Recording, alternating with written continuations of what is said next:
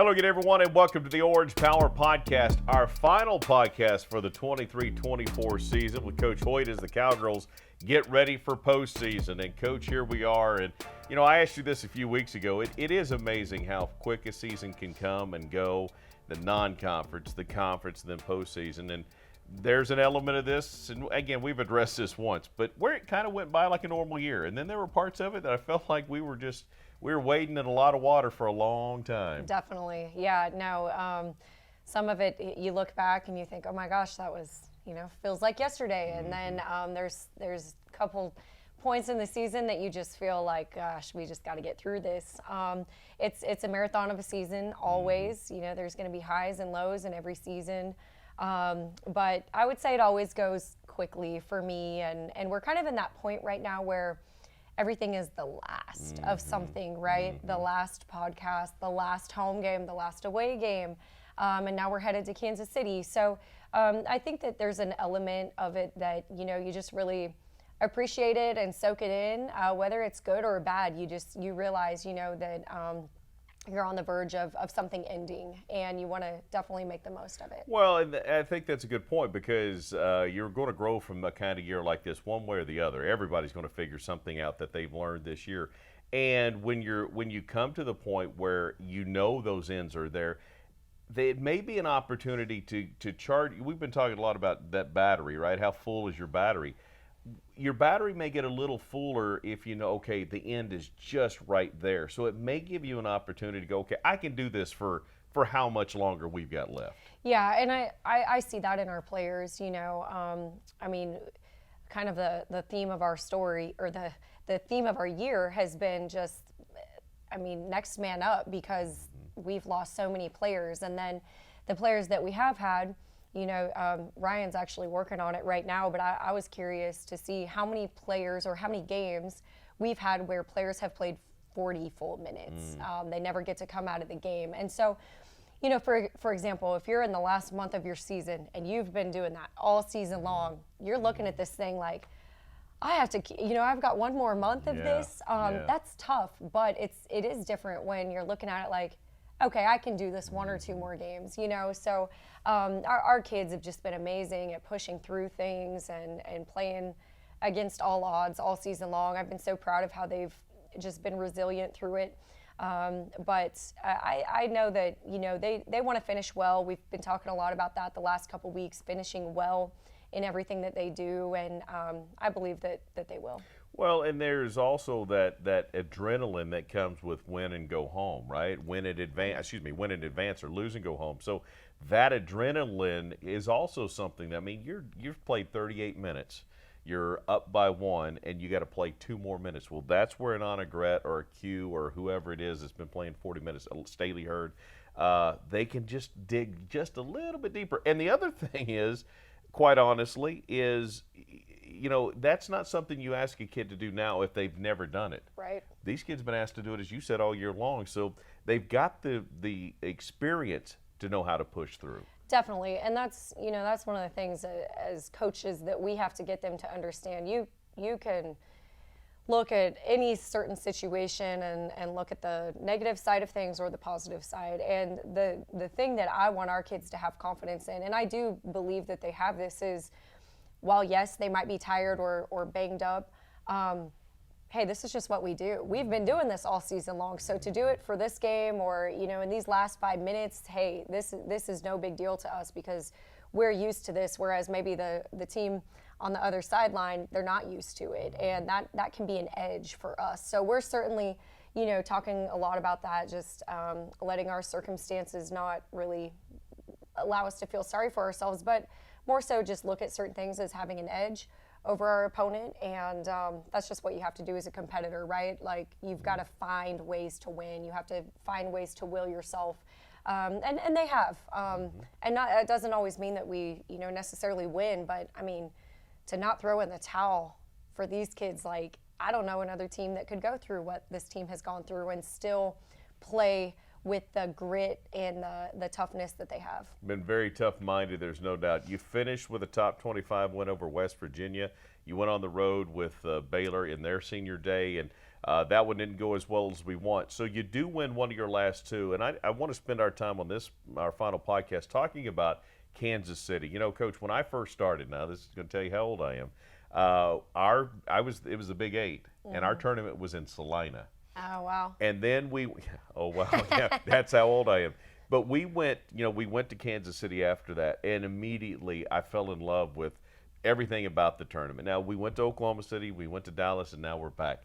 Kansas City is a mecca, in my opinion, in basketball. It is the right place for the Big 12, and it is always an incredibly special time. Well, I totally agree with that. And, you know, my time at Kansas State, actually, we went to both Dallas and Oklahoma City in that time period.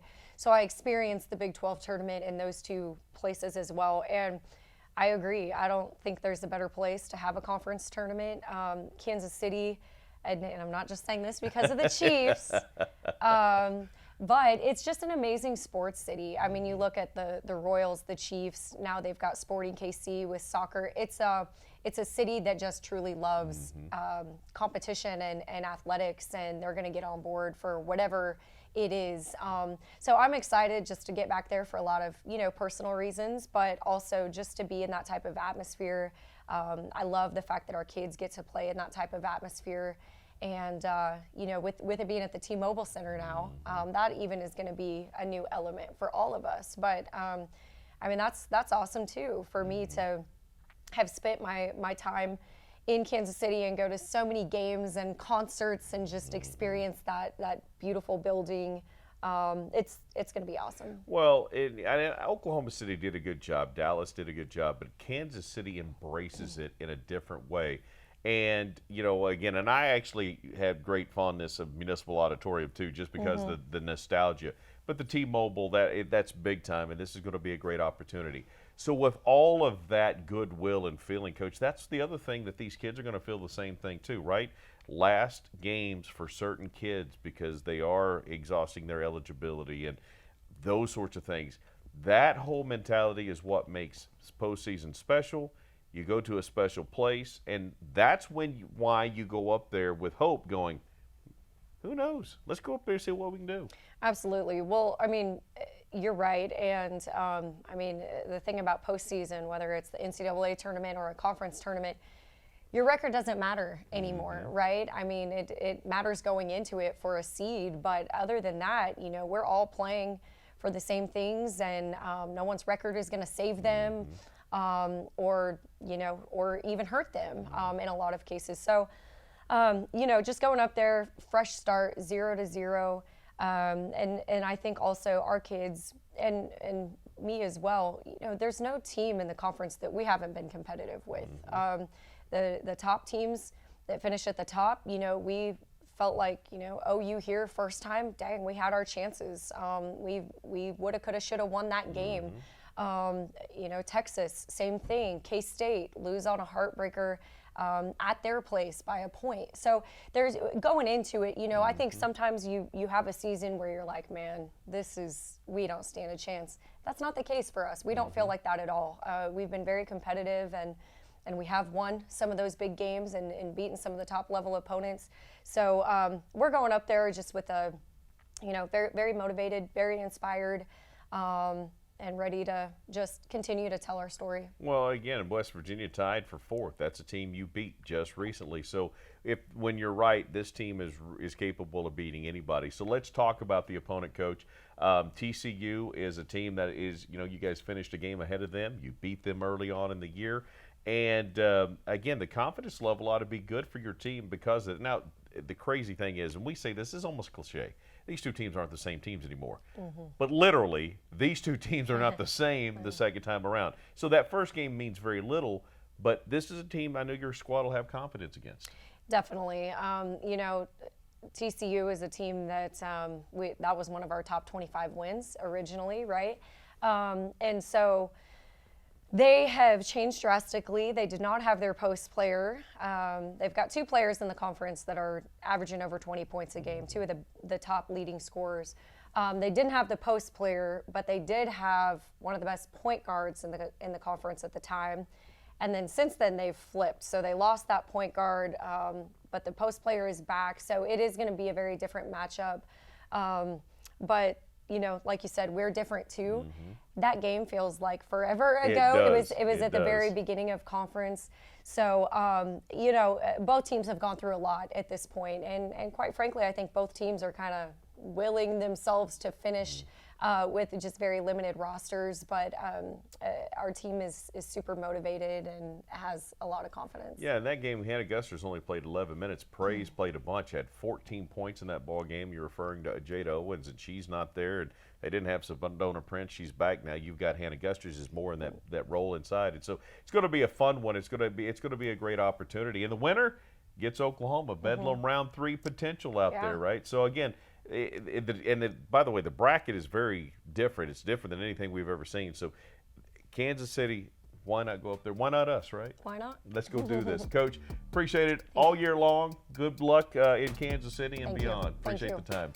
Hey, we appreciate you guys tuning in as well all season as well. It has been another fun year to cover this team, and hopefully you'll stay with us throughout the rest of the softball season, baseball, and beyond. For Coach Jacie Hoyt, I'm Casey Kendrick. We'll see you guys next time on the Orange Power Podcast.